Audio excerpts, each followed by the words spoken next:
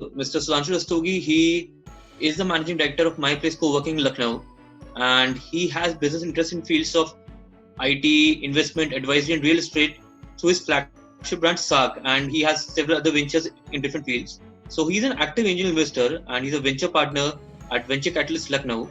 He has been associated with different progressive organizations like TIE and BNI and LMA, that's Lucknow Management Association. Sudhanshu sir, I welcome you to this event. Thank you for taking out your time. Thank you, Kshitij. Once again, we are meeting at a progressive forum.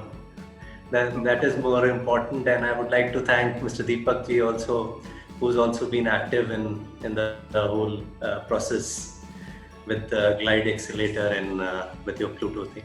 So, thanks for my introduction. As you said, so this was an important budget. Right. We all know that this was an important budget. We can't ignore that after the pandemic. So Right. Considering that, a lot was there. Rest obviously in due course of time, certainly when we'll discuss, it will be there. Yeah. Because the reason I am looking forward to your perspective is because you have an experience of 32 years and you would have seen first-hand liberalization when it was happening. I mean, I was just a kid at that point of time. So you have been a part of things, very important things which have taken place in the economy. So my first question to you would be what was your first reaction as an ordinary citizen to the event, to the budget? I'm thankful that you put the reference of me seeing BSE index at a very low level, NSE coming in front of me only, and that 1991 where the economy flew, actually the first step was taken. So we can't ignore that it shows that we have become more matured over a period of time. That is obviously practically around after 30 years we are talking about that 91 thing. So, and people have more faith in India, precisely. That is a more relevant part. So we had to do something more matured rather than just adding, because you might have also heard in a lot of business channels that everybody was worried that no fresh taxes are coming, but that was not the right way of going for things. If you're progressive, then you can't just put in okay, this is the easy way out and we go for it. So there was a lot of responsibility also, and yes, a lot of opportunities also there for India to take a lead also. So in that perspective, we have to see this budget. So in that, on one part, as far as when government comes, they will say Atmanirbhar. So I would put it when it comes to the budget, then I'll put it on a positive, progressive, and most relevant part is that they have given very a very important role for private sector to play. Right. And when the role of the private sector comes, then the actual businesses take shape. Right. So what would your response be when answering from a perspective of a stakeholder in the startup ecosystem? Mm-hmm. So what was there from the startup perspective? Certainly, I can repeat a small few things which was there in the budget, that extension of tax holiday by a year, capital gain exemption by another year. There were some other benefits like one person LLP. So these are certain things which government has done from his side, but nothing major which was expected out to be precise when it comes to the startup. But if we see in a different perspective, because as I said, 2020 has made up everyone a little more mature, and everybody has his set of experience in this pandemic period. So people have learned ways, like just now you were discussing. So Jitenji gave his own opinion and other things. So the first thing comes is the ways of doing businesses have changed. That has become very relevant. size of economy, India in the last 3-4 months, I think things are very much in front of us. GST is going up, other things are taking shape. A few sectors like communication was always a benefited sector since the beginning itself. Auto has started picking. There are other sectors which are taking shape. So, and if you hear, so a lot of cost cutting exercises have also been done. Right. So in totality, it has to be seen. So what I was coming to, so startup people have more faith because there was a time, as you just referred, equity was considered to be not a very safe haven to make investments. And then startup comes the next level. So in that context, people were really, but now 2020 and now 21, I think we heard this word like anything. Startups were there all through. So that way, government can put up certain things like 1,000 crore kind of a fund, other small things they can do. But rest of the things has to come from the every stakeholder, including the investors, from the entrepreneurs, from every sector of things it has to come. So when we talk about the budget specific, there was nothing specific barring this, and there was this 1,500 crore of digital payment thing which can boost rest of the things. So that kind of things were there, but it has to come that it is taking shape, and we have already started with with already touching like $1 billion kind of a thing. We are already seeing that unicorns have already started taking shape. So Right. so that helps in totality to the industry. That way I would put it. Right. I mean, even last year there were around 10 unicorns. Huh, Even yeah. in the pandemic, that Yeah, was even- surprising. and in January we have already have one now. Right. 21. So we have already started in 21. What I meant was. Yeah. So, before the budget, our Honorable Prime Minister, he stated that this budget must be seen as a part of a series of multiple mini budgets that have been declared in past 1 year. So, what's your view on that? Is this budget in the same line, or is it some differences happened? See, precisely, we need to understand that the government is pragmatic, and it is it is open for things and decisions to take shape. That's why they are using the word mini budgets. As situation comes, that way. So the most important thing for us is to develop a good infra in so many things, so many ways. And I am, in fact, when it comes, so I am going to the next level. I am always saying center is doing its bit. Now it's the turn of the states also to do.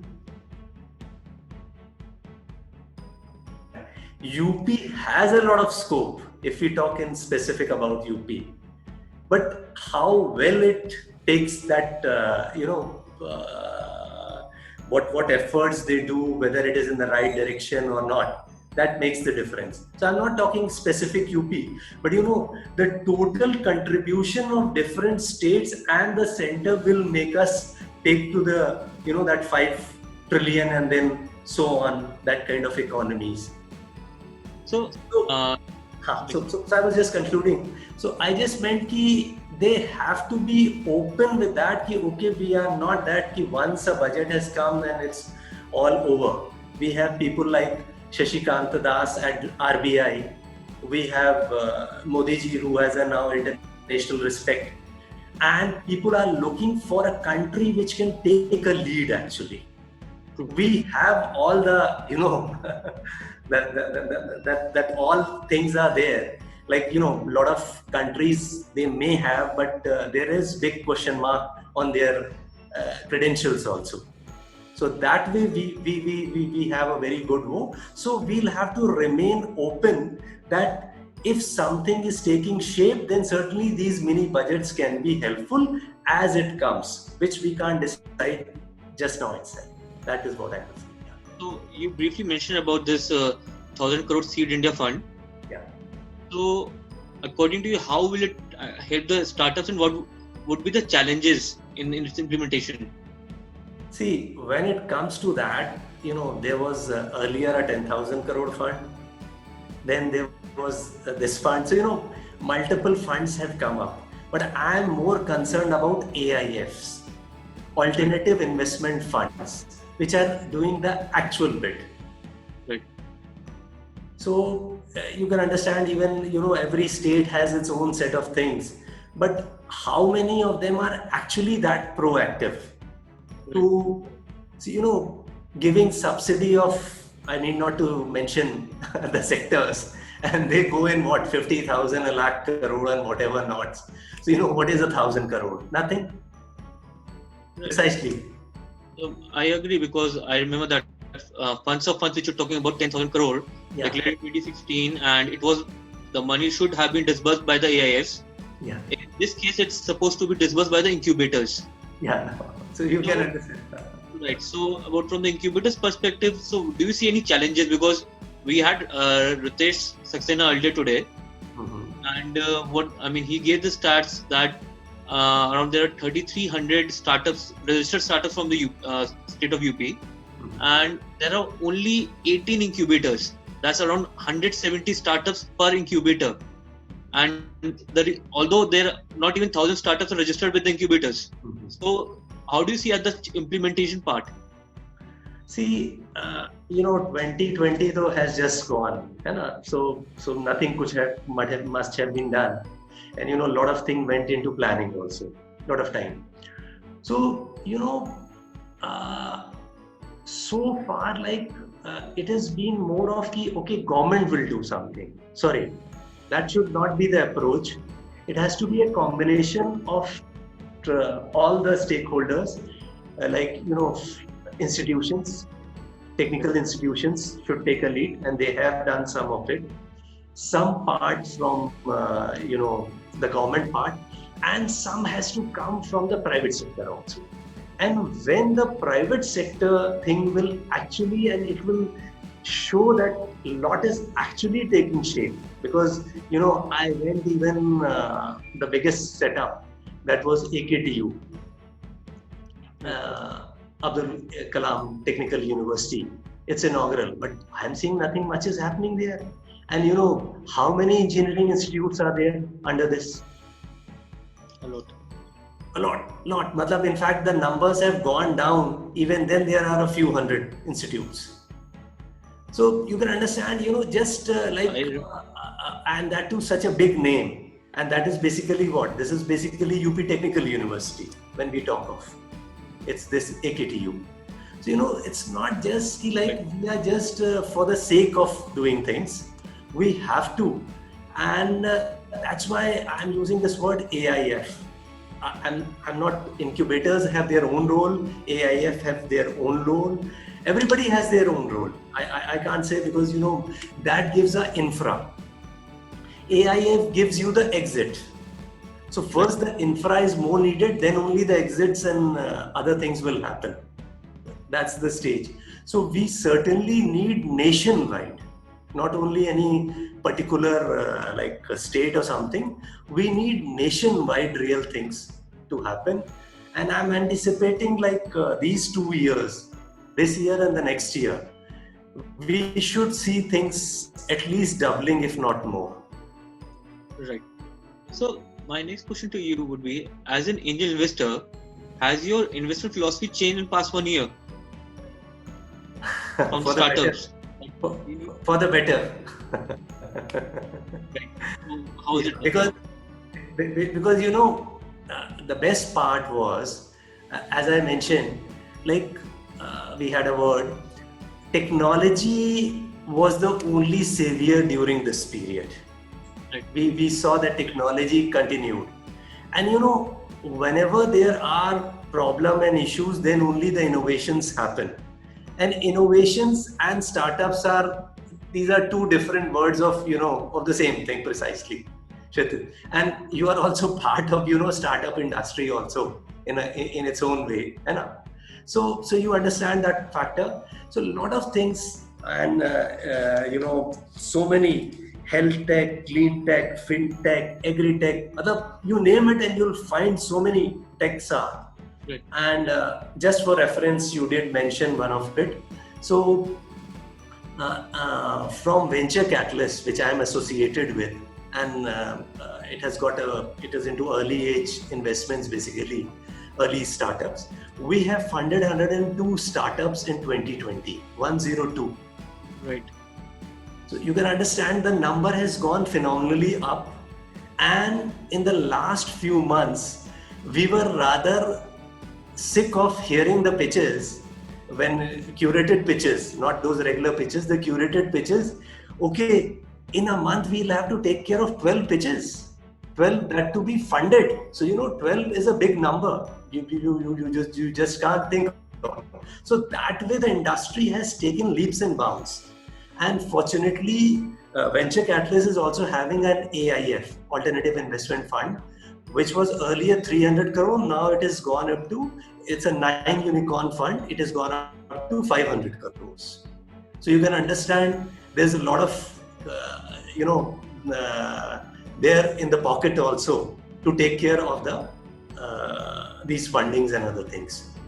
And in fact, I'm happy to say, like a few of them which were funded somewhere in June, July, are going for the next level of funding at a higher valuation. So that's the kind of thing. And as an investor, I always appreciated one guy. And in fact, he got so many coverage from the media. So I always respected that guy. And the name of the startup is Impact Guru, in which I also invested. And the best thing was, he just gave us a booklet which showed that in pages number this and this media coverage is there, this media coverage is there, this media. He was into crowdfunding, basically to the social sector of medical and other things. So that way. So I'll be able to, I have a few startups which I have funded, say about 3 years back. I am about to exit at 7 to 9 times valuation, 9x valuation. So you can understand, I'll be a happy guy. Right. So, and I'll certainly look forward for more to invest. Yeah. In your opinion, what are the hot sectors coming up in near future? See, like health tech, though, we have all seen a lot has happened and a lot more to be there. Then fintech, still a lot is there. And now if we are actually serious, then agri tech can actually take leaps and bounds from this level. Right. A lot has happened, but still, because the government is also supporting in their own way.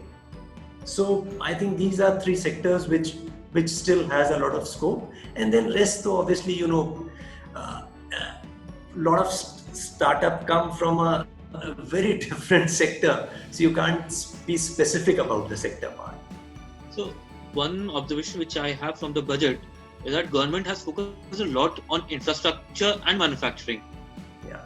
I mean, I feel there are a lot of opportunities for startups to improve the offerings for these sectors. It could be your automation or your supply chain efficiency or some tech platforms. So why do you think startups are lagging behind in these sectors?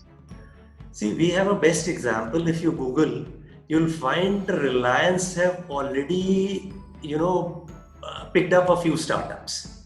Right. It's a big number. It's already picked up means they have already been bought. So, when a big player like this is already taking that kind of, lead, we have another gentleman we all respect, Ratan Tata Sahab. So, the kind of investments he have already done in his individual capacity, not from the Tata Sons side. So we have these leading people who are already in it and they have already taken a plunge. And we have one startup which is supporting a lot to Haldiram. There's another setup which is supporting to some other sector. So, which is supporting Apollo hospitals in its own way. So, it's happening. So, we'll not say that it is not there.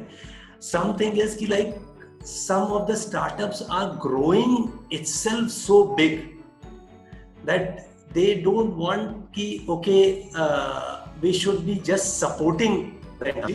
We should be taking the lead because we are getting the funding from our own side. Right. Otherwise, yes, it is there. The industry is certainly there to support, but I'm saying ki, like, this is already in the pipeline. So lot more is to look forward. So you have been associated with real estate infrastructure for over 30 years.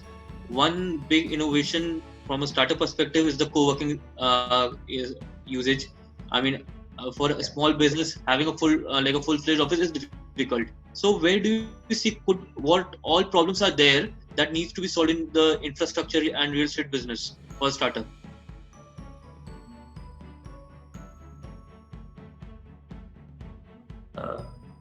Precisely, co-working, it's good that it has come at a good time. No doubt it was there for last practically 4-5 years, but now more prevalent in the last 2-3 years, to be precise. So it has come as an alternative to the commercial office space, and we have all seen, like, this kind of situation wherein, you know, a lot of changes have happened in the way of work from home culture has happened. A lot of commercial office space have seen a lot of ups and downs also. In the beginning of Blackstone, it had put in, say, about a few $1 billion in the commercial office space. So, you know, that way it was a booming sector. But yes, since the middle of the things, because of this pandemic situation, a lot has changed. So people are looking for not to be committed, and they want, you know, two things. One is ease of doing business, that is one part, and the other is hassle-free office space, wherein they just want ki, okay, like, when I come, I'm not bothered about the rest of the things. So in this period, the total co-working industry was something like 7%. The target is that it may touch somewhere around 11% of the total commercial office space. So you can understand it is a big leap. Maybe we are not growing that much, but actually the commercial office space is coming down because people have vacated more rather than taking more spaces. If we take in the larger picture, now it is stabilizing. So we see a lot of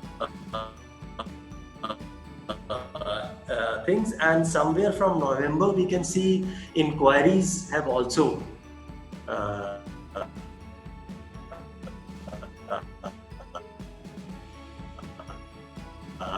been much better than what it was, including the conversions. This co-working is solving a lot of is giving a lot of solution to the requirement. So I'll have we are deviating a bit from the agenda part, but I mean, co-working, they work in the bigger cities, it's fine. I mean, spaces are occupied. Even Lucknow, its response is good. But what about like tier 2 and tier 3 cities?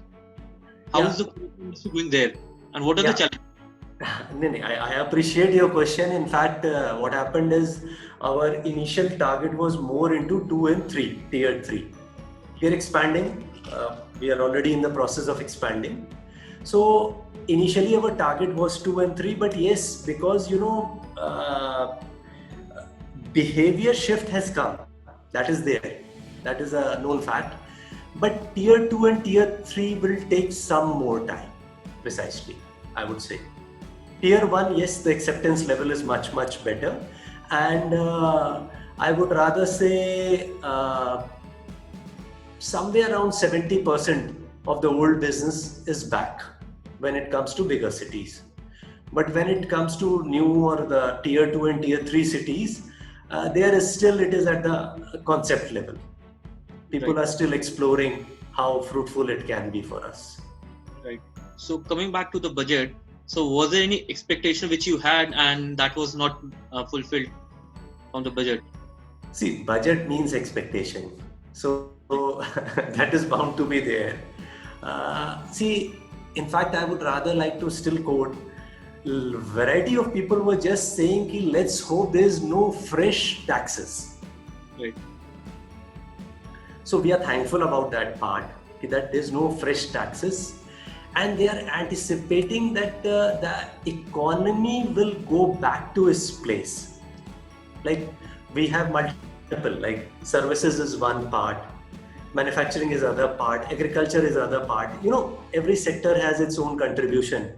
And like fortunate is, this auto in the manufacturing is really supporting that the GST collections have also gone up and other things are happening. So I had,